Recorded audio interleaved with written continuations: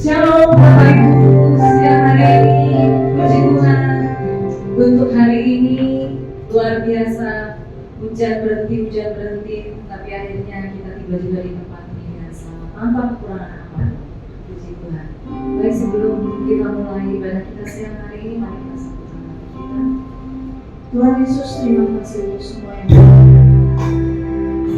hari ini kita tiba kembali selamat di tempat ini. Tuhan sebentar lagi kami akan mulai ibadah kami. Kiranya Engkau menghadiri kedatangan kami, Tuhan, Engkau bertambah setiap pujian kami, penyembahan kami. Biarlah kuasa-Mu yang ada di tempat ini, dan segala kuasa apapun Kau mohon di dalam nama Tuhan Yesus. Tuhan, Engkau juga mengucapkan di tengah-tengah kami yang masih ada di luar sana. Kau pimpin kami, Kau tinggalkan kami dan juga teman-teman kami untuk dapat sampai di tempat ini bersama-sama memuji-muji nama-Mu Tuhan. Dan biarlah kami semua yang ada di tempat ini, juga mereka yang masih ada di jalan, akan bertumbuh Tuhan untuk tempat ini. Ampuni kami Tuhan, kita mulai ibadah. Terima kasih Tuhan Yesus. Amin.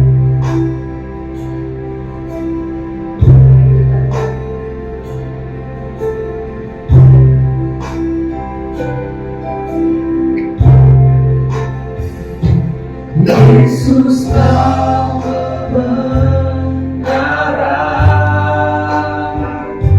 yang menyelamatkanku. Kau memberikanku hidup dan pengharapan.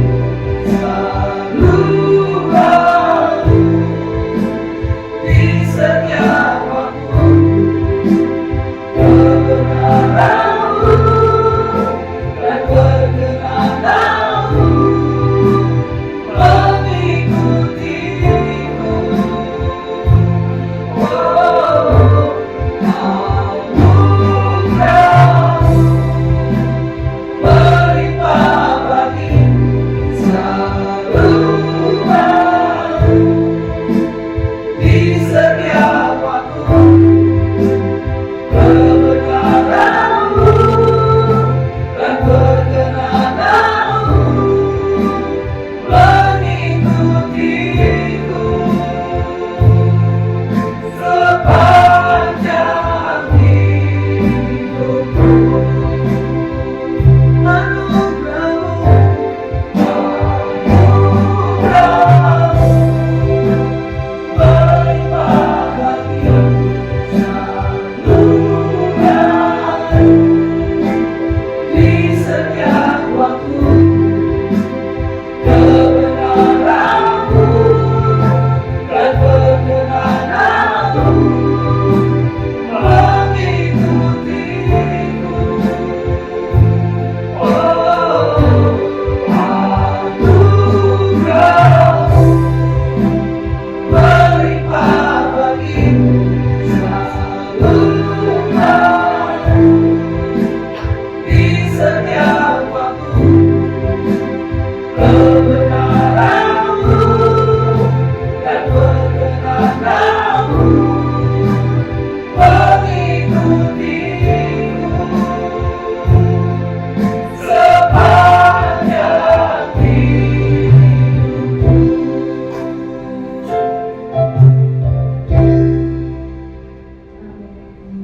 Baik Bapak Ibu, kami bisa duduk kembali.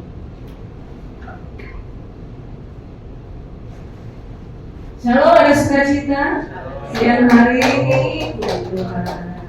Semoga semua yang ada di tempat ini selalu mengalami pemulihan dari Tuhan, penyertaan Tuhan, jamahan Tuhan untuk hari ini. Baik, kita masih memuji-puji Tuhan.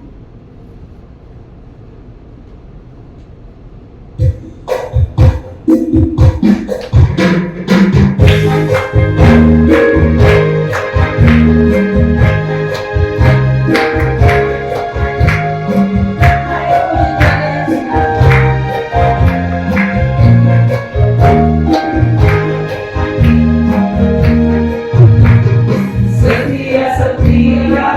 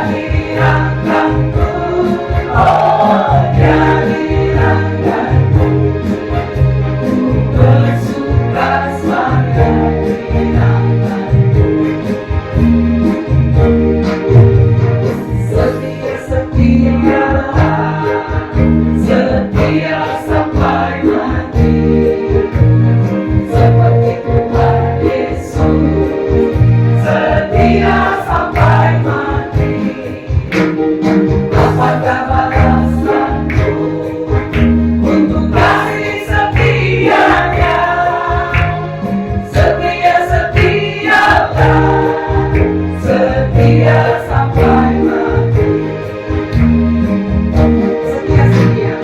Setia setialah, setia sampai mati. Seperti Tuhan Yesus, setia sampai mati. Apakah alasanmu untuk kasih setianya? Setia-setialah, setia sampai mati. Setia-setialah, setia sampai mati. Setia-setialah, setia sampai mati. Baik Bapak Ibu, saya persilakan untuk duduk. Kita tetap setia dengan Tuhan Yesus sampai detik ini, sampai kapanpun, sampai akhir hayat kita. Tetap setia pegang pada Tuhan, karena tidak ada kebenaran hanya di dalam nama Yesus. Tidak ada nama lain. Amin. Baik, sebelum kita masuk ke firman Tuhan, ada satu pujian juga yang kita nyanyikan. Pujian ini seperti saat ini, saat masa-masa untuk kita. Kita bersiap sebelum masuk ke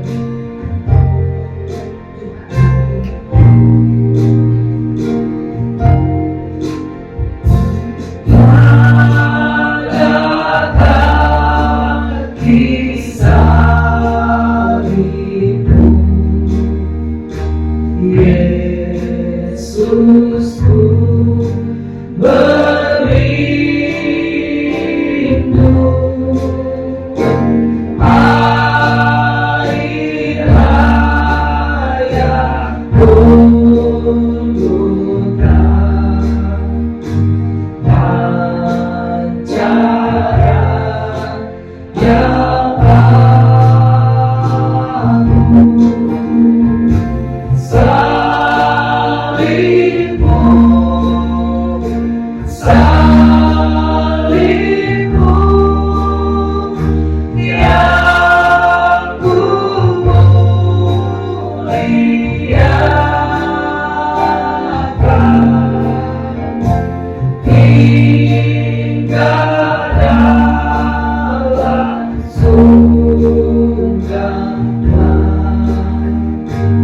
Ada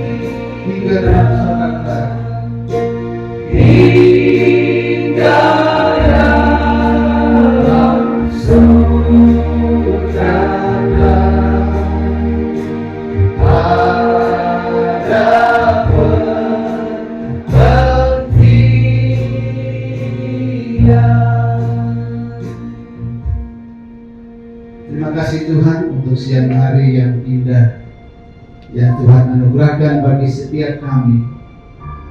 Oleh belas kasihan-Mu, oleh karya pengorbanan-Mu, maka kami boleh memperoleh hidup yang kekal. Kami ada saat ini untuk memuji dan menyembah Engkau Tuhan. Kami percaya Engkau ada di tengah-tengah kami, karena firman-Mu berkata, di mana 2-3 orang bersekutu atas nama-Mu, Engkau ada di tengah-tengah mereka. Ketika Engkau hadir, Engkau memberkati kami, Engkau melawat kami, Engkau memulihkan setiap kami itu. Kami yang sakit disembuhkan, kami yang lemah dikuatkan, kami yang datang dengan berbagai-bagai beban berat. Kami percaya kami pulang membawa kelegaan yang daripada Tuhan. Tuhan, biarlah siang hari ini Engkau berfirman bagi setiap kami. Karena firman-Mu berkata, langit dan bumi akan lenyap, tetapi perkataan firman-Mu kekal selama-lamanya. Karena itu Tuhan, biarlah kebenaran yang kekal itulah yang diberitakan dalam ibadah kami siang hari ini. Biarlah segala pujian, hormat, kemuliaan hanya bagi Tuhan Yesus, Tuhan dan Juru Selamat kami. Dalam nama Tuhan Yesus kami sambut kebenaran firman-Mu. Haleluya. Amin. Silakan duduk Bapak Ibu. Shalom. Shalom. Bapak Ibu, beberapa waktu lagi kita akan merayakan peristiwa agung, peristiwa besar yang dikerjakan oleh Tuhan Yesus Kristus ketika Dia ada di muka bumi ini, yaitu hari Jumat Agung, ya, di mana Yesus mati dan disalibkan, ya. Nah, Bapak Ibu Saudara, mari kita buka firman Tuhan yang berkaitan dengan penyaliban Tuhan Yesus, ya. Dalam Injil Lukas pasal 23 ayat 33 sampai ayat yang ke-43. Injil Lukas pasal 23 ayat 33 sampai ayat yang ke-49. Judul perikop firman Tuhan ini, Yesus disalibkan. Ketika mereka sampai di tempat yang bernama Tengkorak, mereka menyalibkan Yesus di situ dan juga kedua orang penjahat itu, yang seorang di sebelah kanannya dan yang lain di sebelah kirinya. Yesus berkata, "Ya Bapa, ampunilah mereka, sebab mereka tidak tahu apa yang mereka perbuat." Dan mereka membuang undi untuk membagi pakaiannya. Orang banyak berdiri di situ dan melihat semuanya. Pemimpin-pemimpin mengejek Dia, katanya, "Orang lain Dia selamatkan.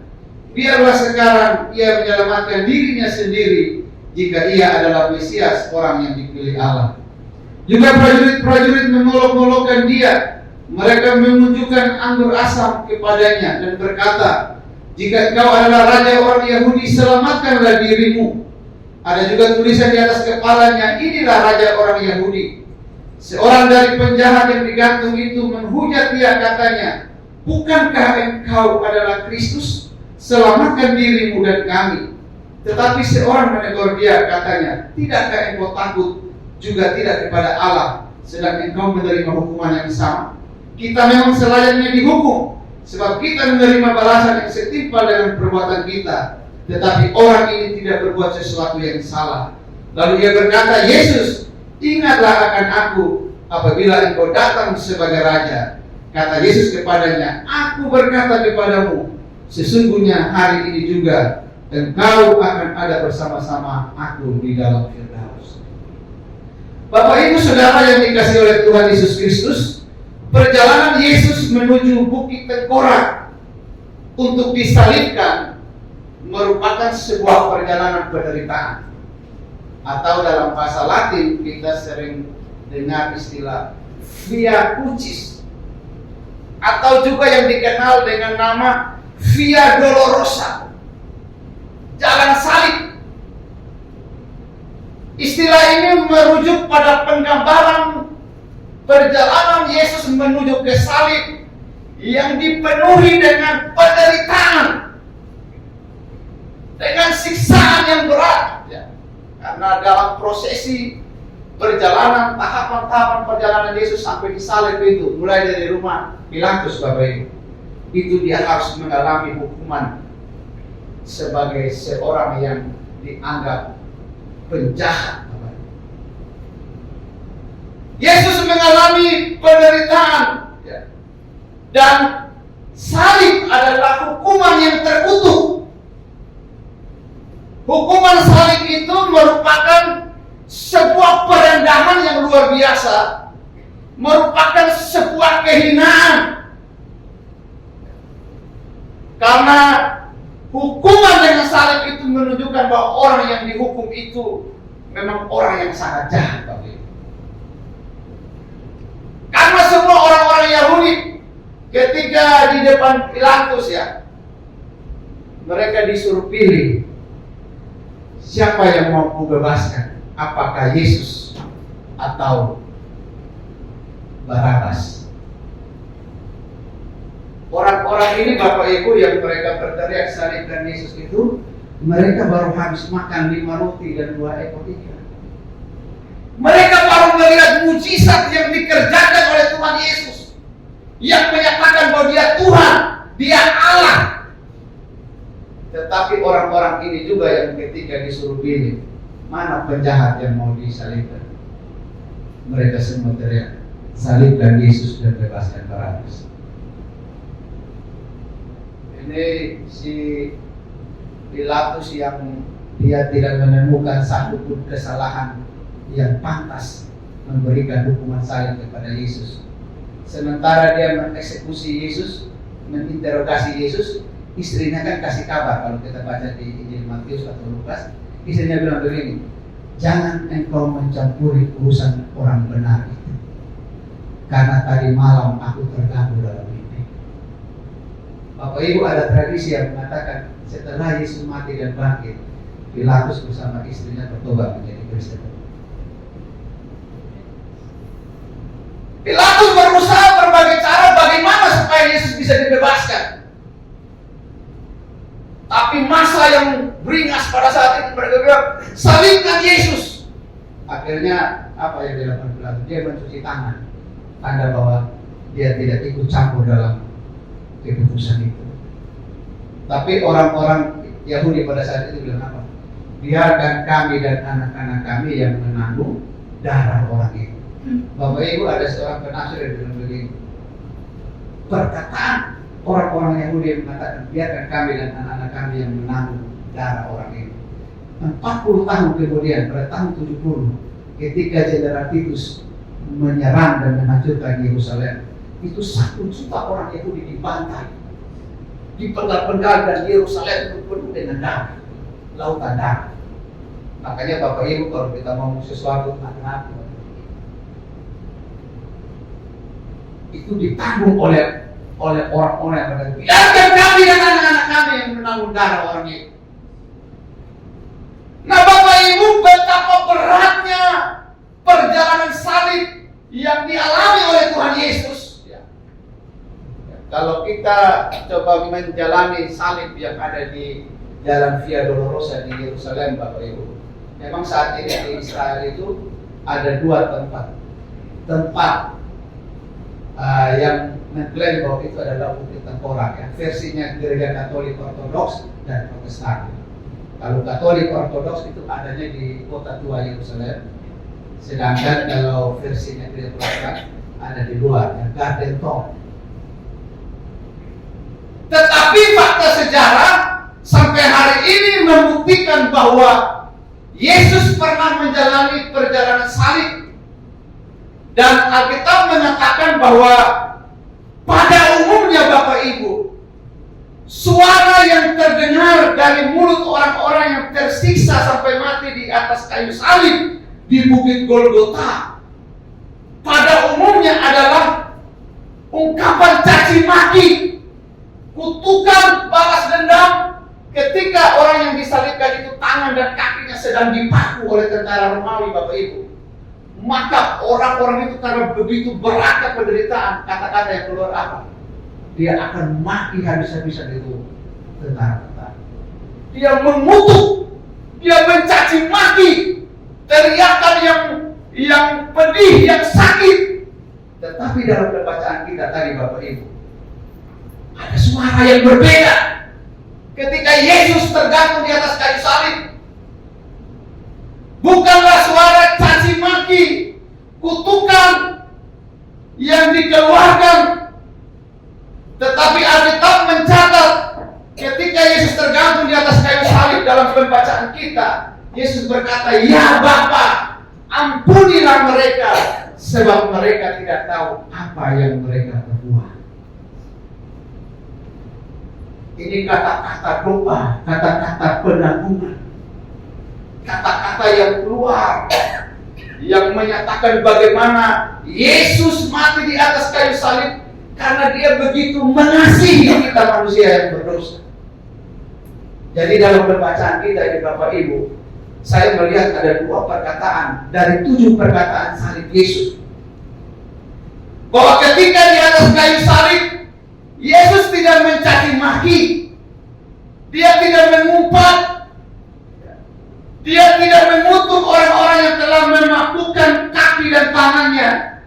Tapi kata-kata yang dikeluarkan oleh Tuhan Yesus adalah kata-kata pengampunan. Yesus berdoa kepada Bapa di sorga. Bahkan Yesus menjadi perantara antara Bapa, antara Allah yang Maha Kudus dengan kita manusia yang berdosa, Bapak Ibu. Alkitab bilang apa? Karena dosa harusnya kita ini yang disalibkan, Bapak Ibu. Karena dosa harusnya kita yang mati disalib. Harusnya kita yang dipakukan tangan dan kaki kita. Harusnya kita yang binasa. Tetapi ketika tergantung di atas kayu salib, Yesus berdiri di antara langit dan bumi. Dia menjadi perantara antara Allah yang kudus dengan manusia yang berdosa.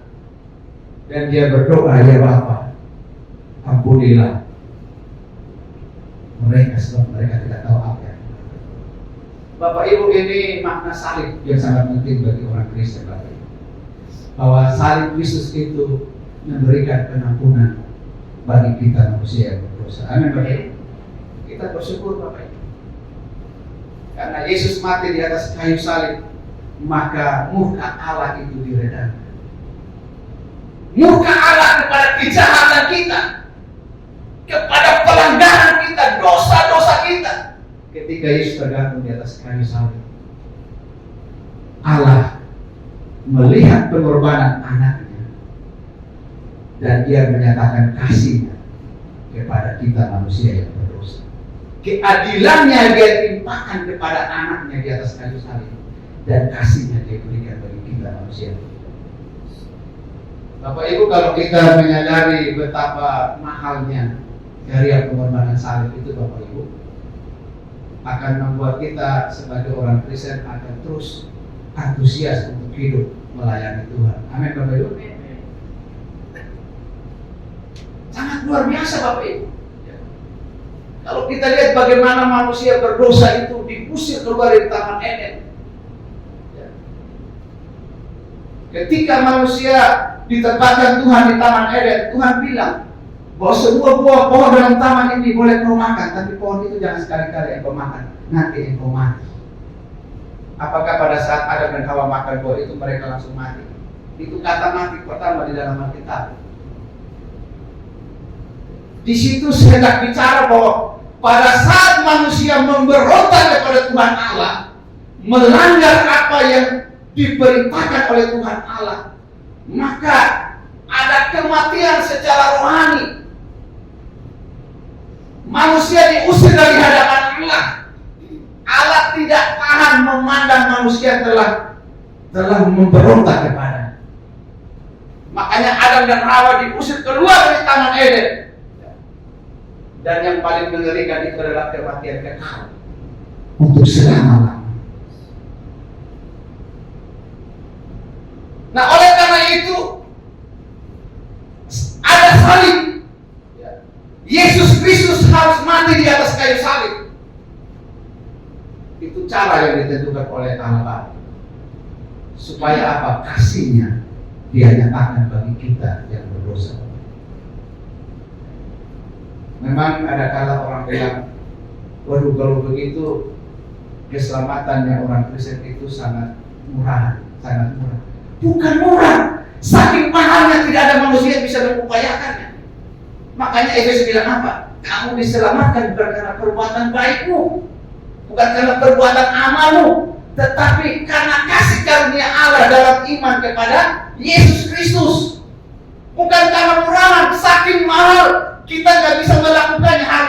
mati di atas kayu salib.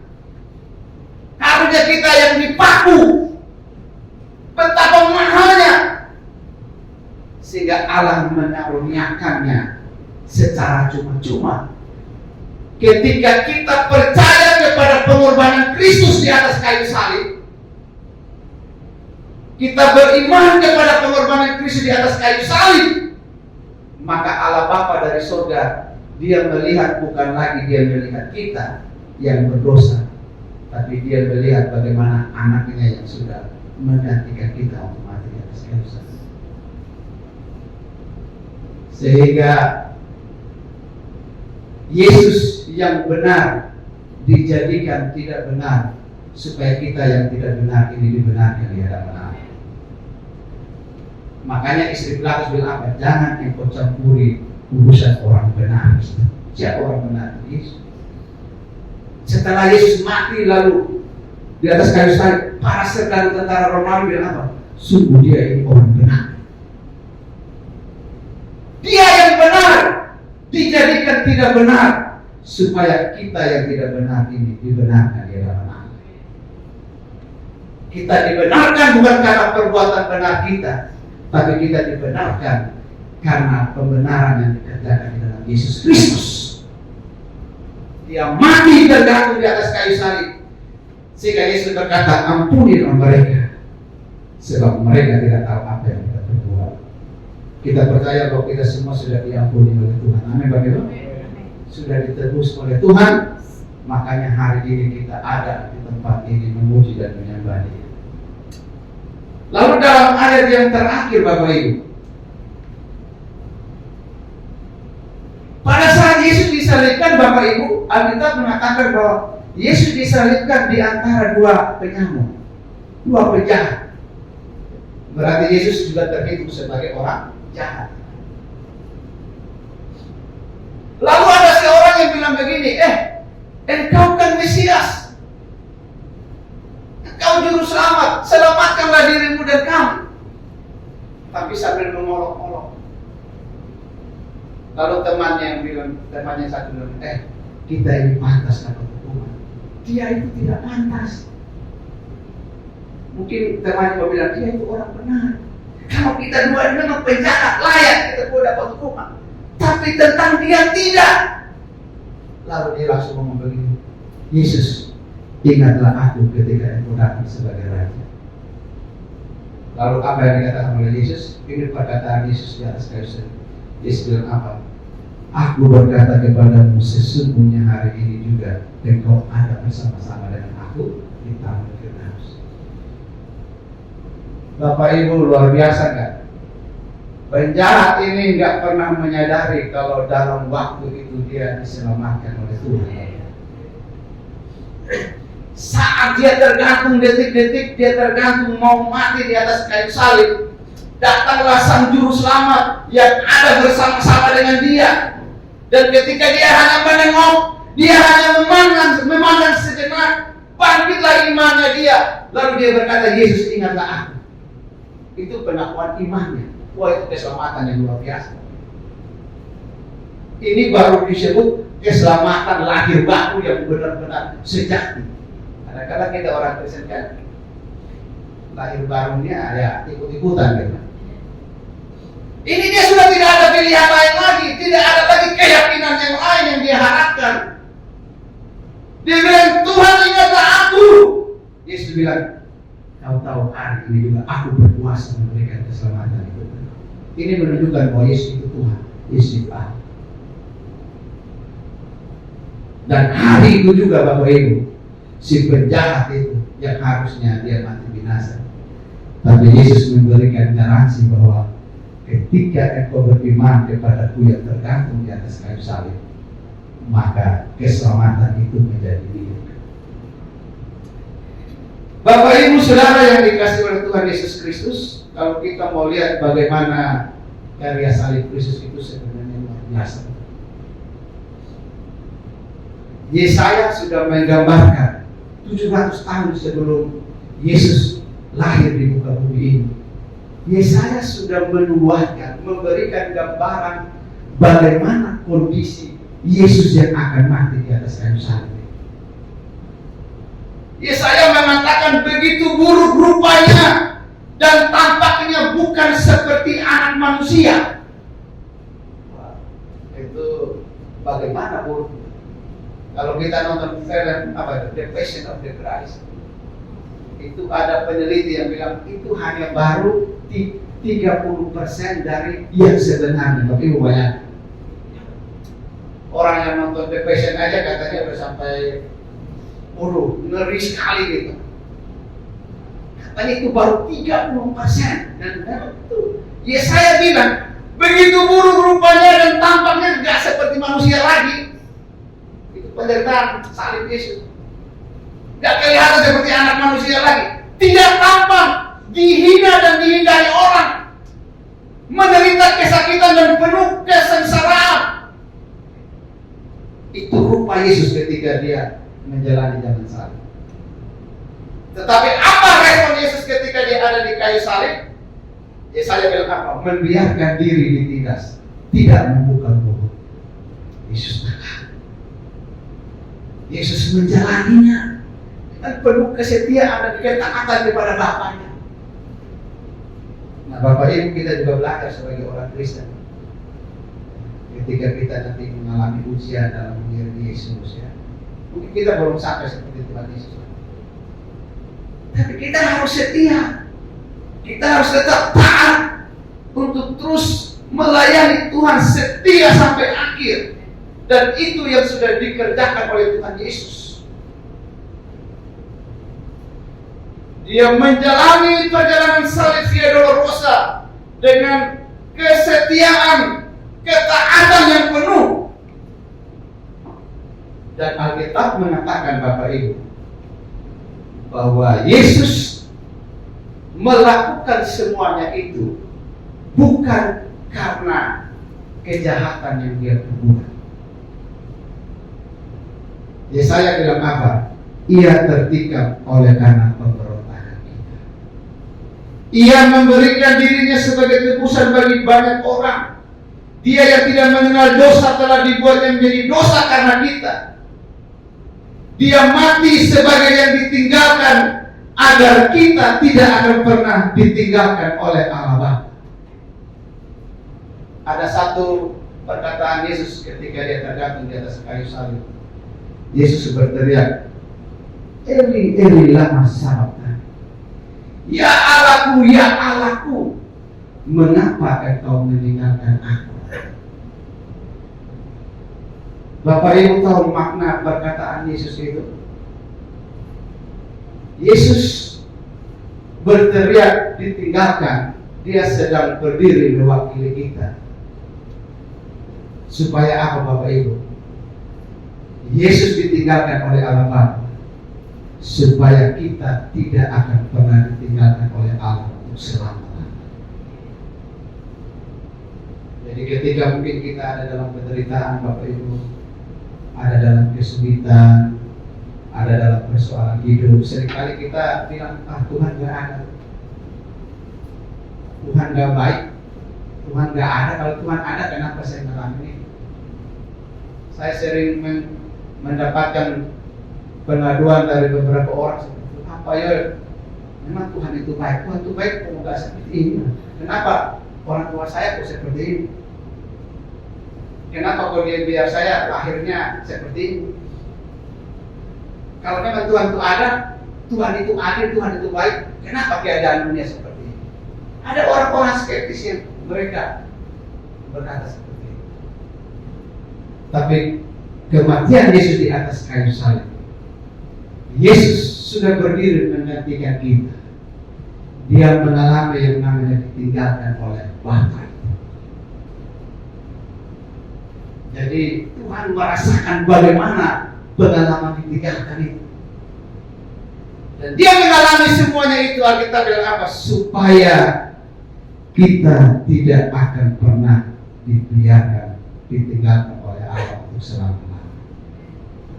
Makanya dia yang berjanji, aku akan menyertai kau selama-lamanya. Aku tidak akan pernah membiarkan engkau goyah. Aku gembala yang baik, aku penolong yang tidak pernah terlelap, penjaga Israel yang tidak pernah terlelap. dalam keadaan apapun kita percaya bahwa Tuhan ada bersama-sama kita. Amin Bapak Ibu. Karena itu Bapak Ibu, mari kita menjalani hidup ini jangan takut. Kita sudah lihat bagaimana beratnya perjalanan salib yang dikerjakan oleh Tuhan Yesus. Saat kita merasa bahwa Allah kurang mengasihi kita, renungkan peristiwa penyaliban ini. Kalau Tuhan tidak mengasihi kita, bagaimana mungkin Yesus mau mati di atas kayu salib?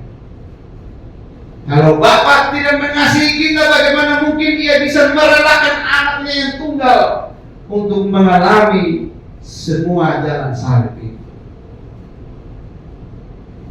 Dan Bapak Ibu, kita belajar juga satu hal, bahwa perkataan yang keluar dari mulut seseorang pada saat dia mengalami masa-masa kesulitan dan kebujikan itu menyatakan sampai di mana dia benar-benar mengenal salib Kristus itu. Karena salib Kristus itu, kata-kata yang keluar adalah kata-kata doa, kata-kata pengampunan. Makanya orang Kristen yang ketika dia ada dalam masa kepicikan dan penderitaan, itu akan ditentukan oleh bagaimana kata-kata yang dia keluarkan. Orang yang mengenal salib Kristus, pasti kata-kata yang dikeluarkan adalah kata-kata doa, kata-kata syukur, kata-kata penampunan, pengampunan, dan kata-kata yang memuliakan Tuhan. Bapak Ibu Saudara, mari kita terus berkobar di dalam Tuhan. Kita terus mengasihi Tuhan, karena Tuhan sudah lebih dahulu mengasihi kita. Yesus sudah memberikan hidupnya, Dia mati di atas kayu salib sehingga kita beroleh hidup yang kekal. Amin. Buat firman Tuhan.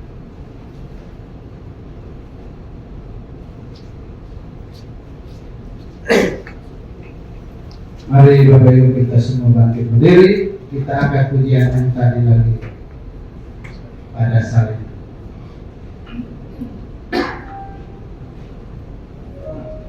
Haleluya Yesus, terima kasih.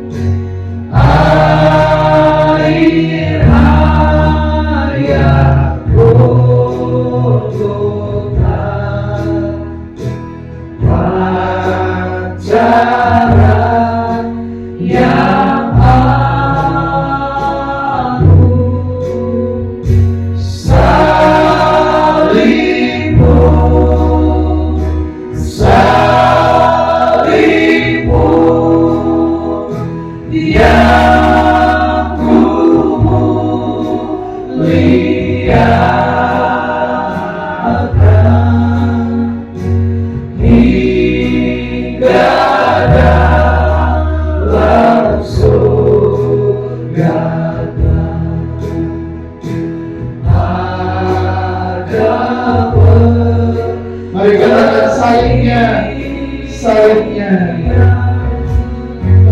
salibmu. Katakan salibnya, salibnya, yang ku muliakan.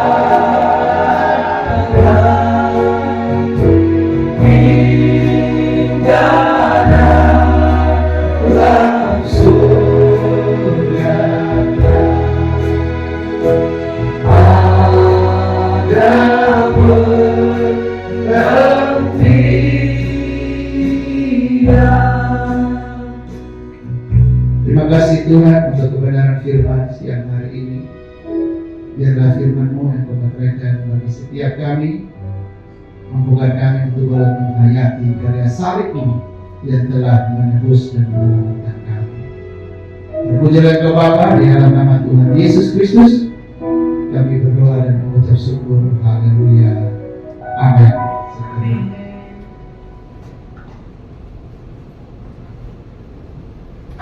Baik, terima kasih untuk firman yang sudah diberikan Bapak Pendeta Joel Petapore. Terima kasih Bapak, Tuhan Yesus memberkati dengan semua firman yang sudah Bapak berikan kepada kami siang hari ini. Selanjutnya kita masuk ke dalam persembahan. Mari kita satukan hati dulu sebelum kita memberikan persembahan yang terbaik untuk Tuhan. Tuhan Yesus, terima kasih Tuhan untuk semua yang Kau beri kepada kami hingga pada siang hari ini Tuhan, dan semua berkat yang telah Kau curahkan kepada kami Tuhan. Kami siap untuk memberi yang terbaik kepada Tuhan, dan Kau memberkati semua orang yang Kau berikan persembahan nanti Tuhan. Biarlah mereka memberikan dengan hati yang baik untukmu ya Tuhan. Dan Tuhan, terima kasih untuk hari ini. Haleluya. Sambil persembahan berjalan, mari kita sama-sama nyanyikan pujian sambil memberikan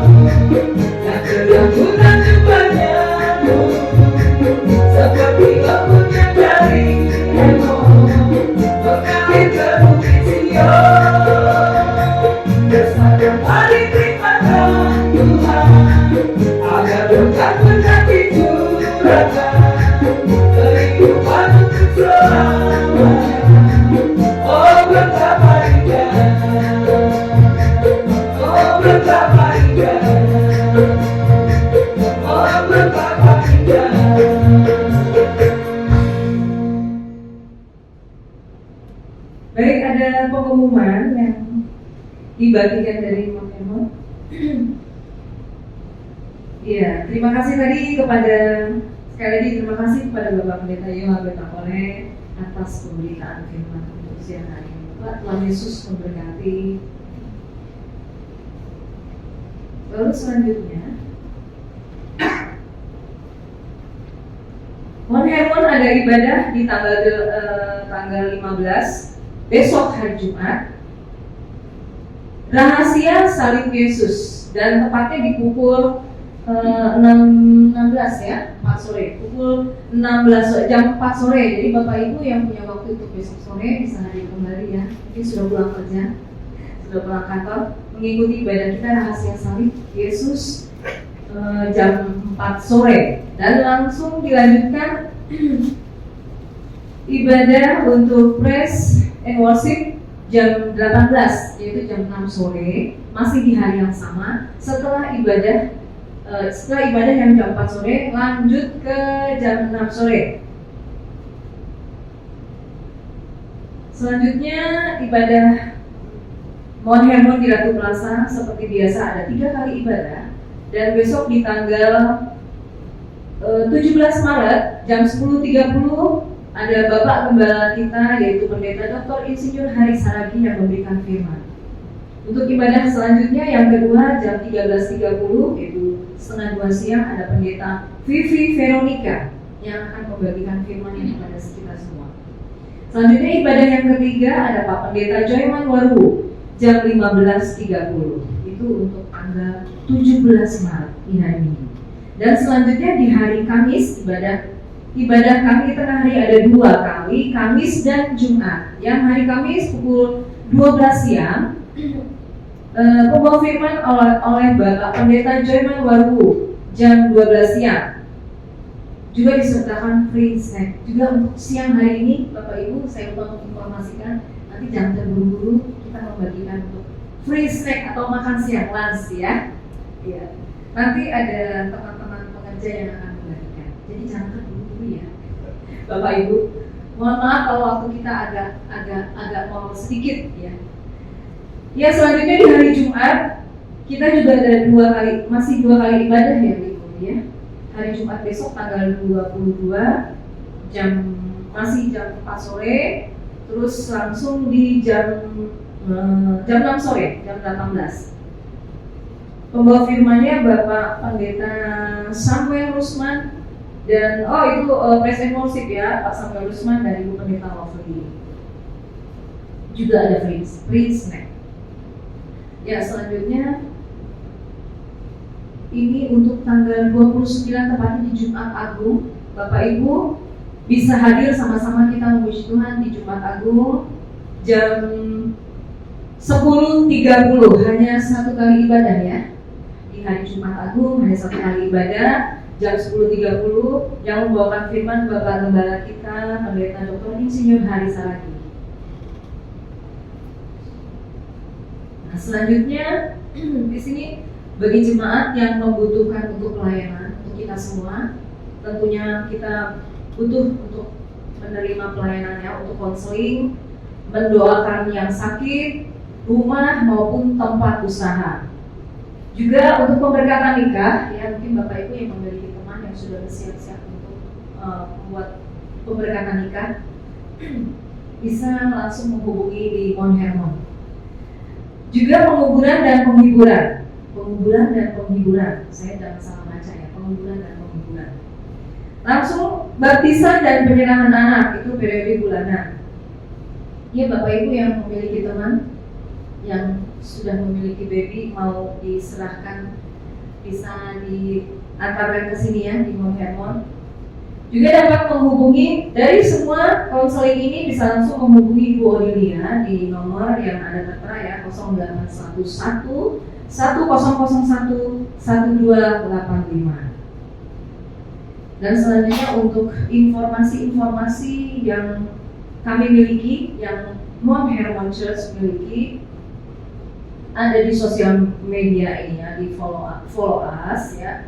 FB Gereja Hermon, TikTok Gereja.Hermon, Instagram dan juga YouTube.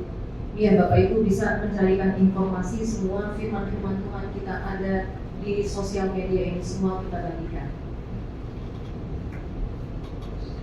Lalu kita masuk ke sebelum ibadah kita tutup, kita sama-sama nyanyikan lagu Elsa Day.